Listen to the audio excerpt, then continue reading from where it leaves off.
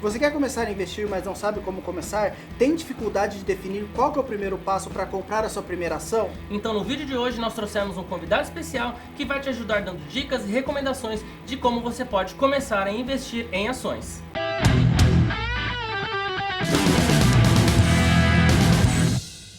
Eu sou Rafael Meneghelli. Eu sou o Thiago Navarro. Seja bem-vindo, Rodolfo. Muito obrigado Rodolfo. pelo tempo aí. Valeu. Obrigadão. E no vídeo de hoje a gente trouxe esse fera que é o Rodolfo Marques, do canal Vamos Pra Bolsa do Instagram, especialista em investimentos e vive de renda já com 24 anos, para trazer um pouquinho da sua experiência. Então, Rodolfo, seja bem-vindo novamente. Conta um pouquinho de você, sua experiência, sua trajetória, sua formação, para o pessoal te conhecer melhor. Maravilha. Bom, de novo, é um baita prazer estar aqui e falando um pouco de mim, né? Acho que eu já contei isso várias vezes, mas é um novo público que está aqui, eu acho que vale muito compartilhar isso. Então eu comecei na área de TI, então muitas pessoas me veem aí no mercado financeiro falar, e muitas das vezes as pessoas pensam, né, putz, para estar no mercado financeiro eu tenho que ter uma formação em economia ou algo correlato, mas na verdade não. Então acho que isso mostra o quão o mercado financeiro é de fato para todo mundo. Então eu decidi ir para a linha do mercado financeiro porque foi algo que mudou a minha vida, né? Quando você começa, tá lá com 18 anos, acho que a primeira coisa que você quer é ter um carrão para impressionar as pessoas. A mulherada, principalmente? E para mim não foi diferente, segui muito nessa linha, mas ali já trabalhava desde... Eu comecei a trabalhar, na verdade, com uns 14, né? Em um negócio de família, e aí aos 16 que eu comecei na área de TI. E aí aos 18, putz, você quer comprar aquele carro e tudo mais, e eu comecei a ver que o orçamento já não estava fechando tão bem assim, né? Acho que essa vida de ter 18 anos é legal e tudo mais, mas chega o boleto no fim... Cara, né? Chega o boleto no fim do mês e você tem que arcar com isso. Então eu falei, é bom eu começar a entender todo esse contexto, porque até mesmo na escola a gente não aprende sobre lidar com essas finanças aí, muito menos investimentos. Então eu comecei a estudar mais sobre o mercado financeiro, quando em 2016 eu conheci no meu trabalho de TI que eu tinha um gerente, que ele era de planejamento e estatística e ele já investia há vários anos, ele tinha uma carteira bem parruda de ações.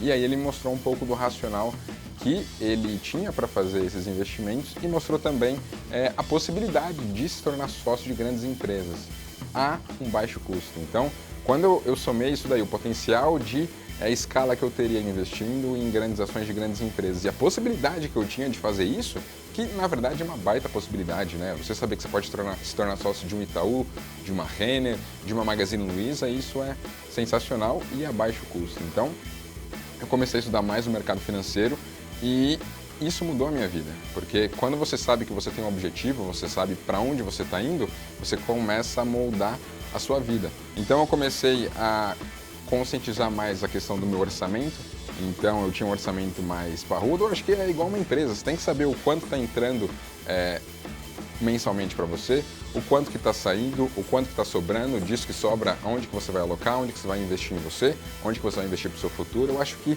é isso, nós somos uma empresa. Cada pessoa individualmente tem que ser uma empresa porque esses fluxos eles são importantes, né? A gente pode quebrar se esse fluxo não tiver certo. Então é algo que eu prezei bastante, então eu equilibrei primeiro meu orçamento. Muitas vezes as pessoas vêm e começam a investir, só que ainda não tem esse orçamento ajustado.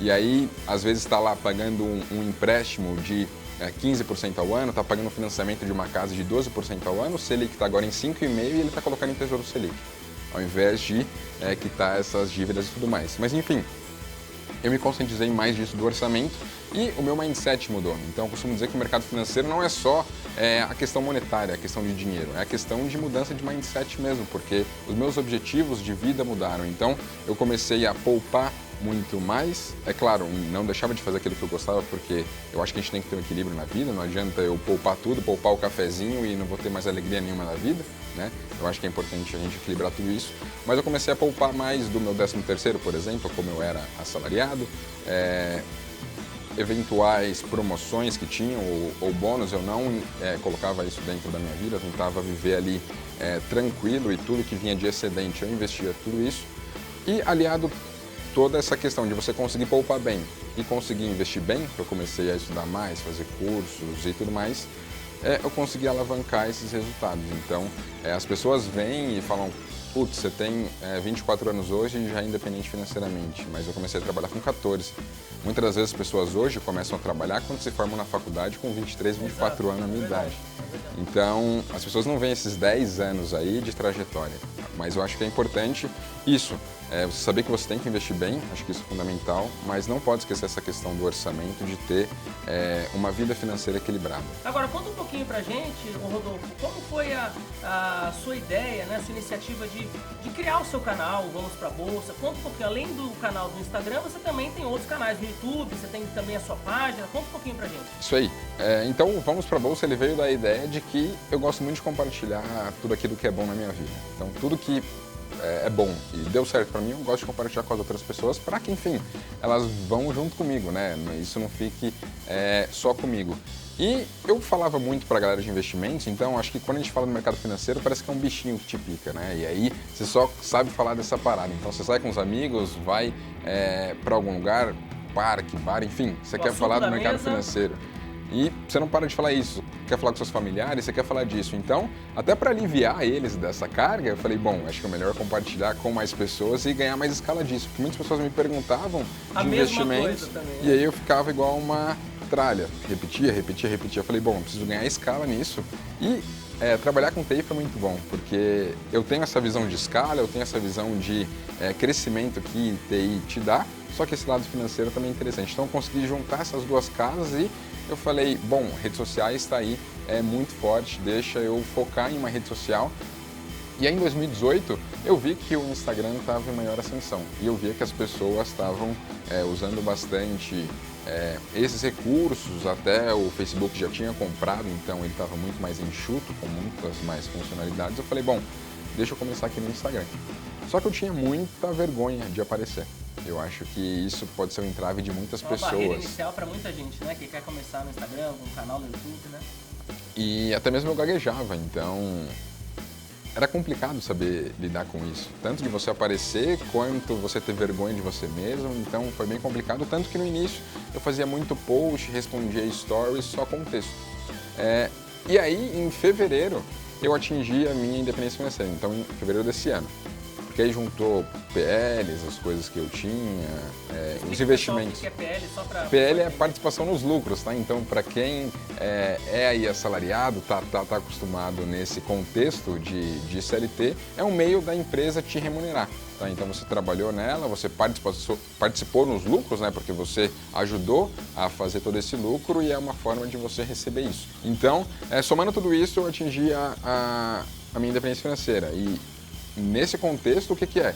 Com os juros que eu recebia das minhas aplicações, pagava o meu custo de vida e ainda sobrava.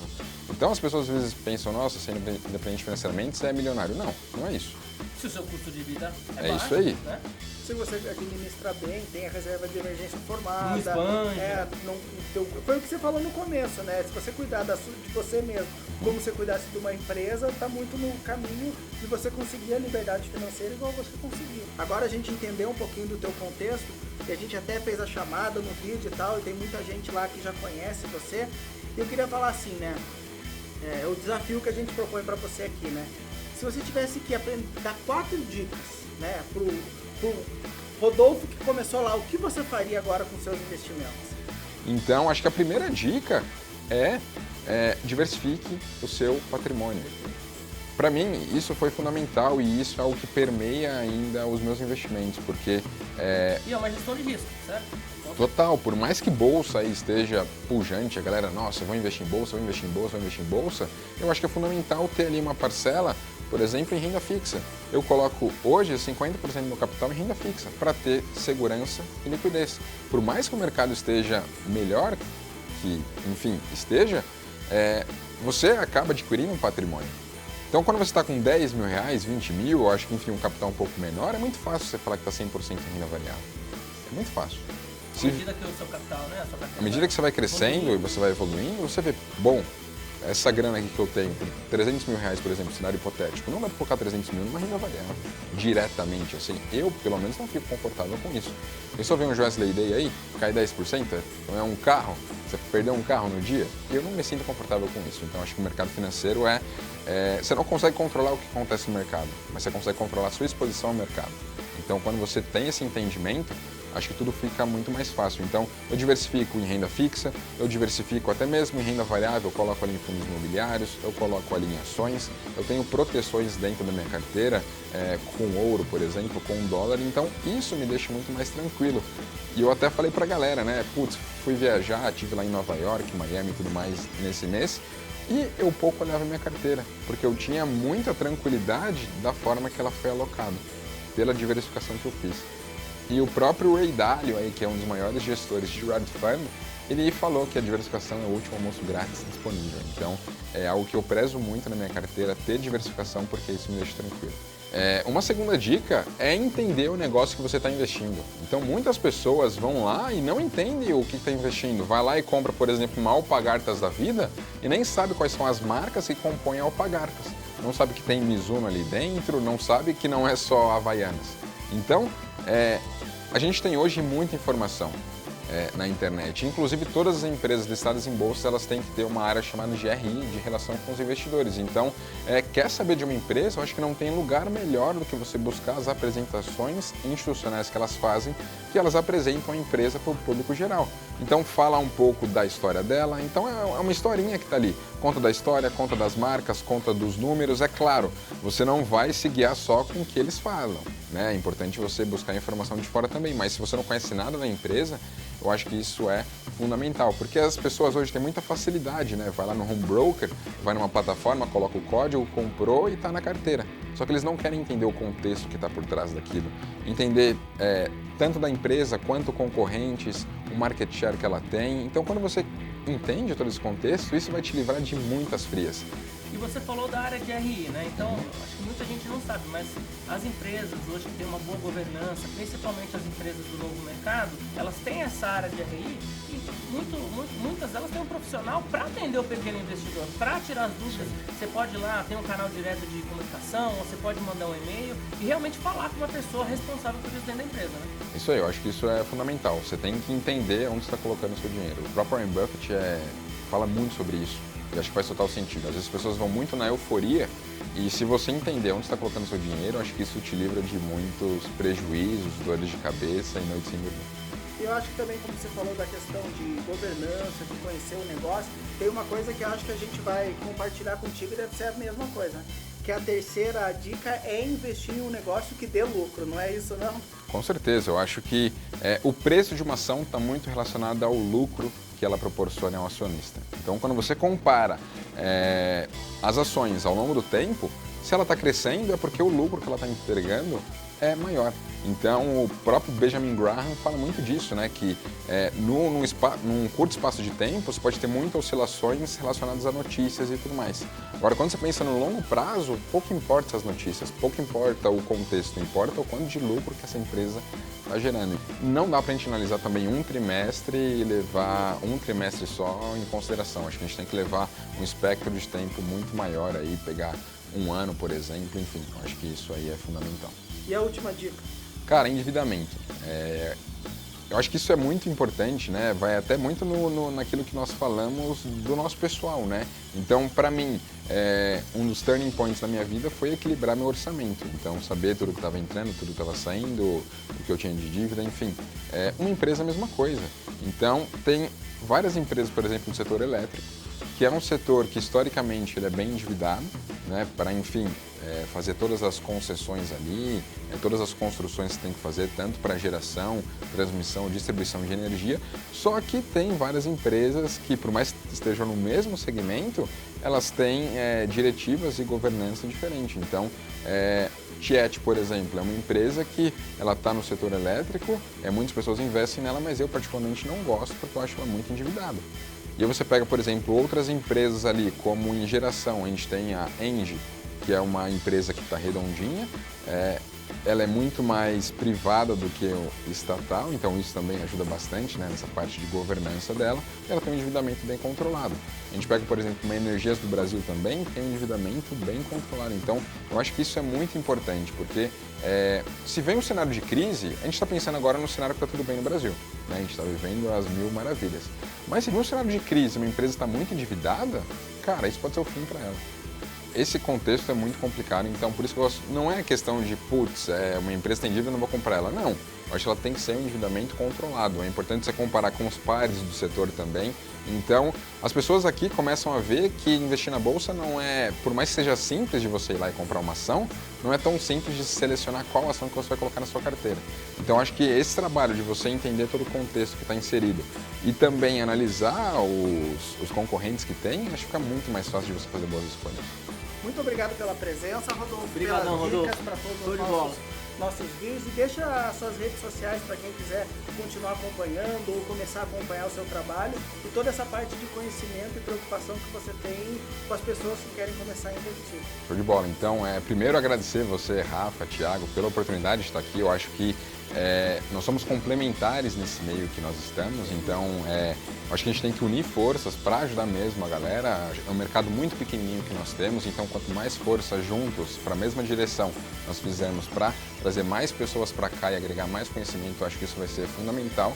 E para quem quiser saber aí mais sobre mim, tem o Instagram Vamos Pra Bolsa, tem o YouTube também, tem podcast, tem o meu site vamosprabolsa.com.br e eu acho que um dos melhores investimentos que eu fiz na minha vida foi investir em conhecimento.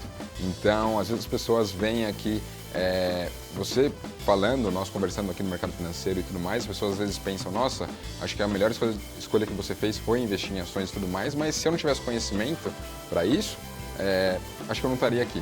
Então, investir em conhecimento de forma estruturada, acho que cursos é importante, livros, experiência, então bate-papo com outras pessoas, acho que isso agrega muito. Então o conhecimento mudou a minha vida e eu acho que vai mudar a sua também, e por isso que Vamos Pra Bolsa tem tanto conteúdo, seja ele em story, em post, em vídeo, porque como mudou a minha vida, eu acho que pode mudar a sua também.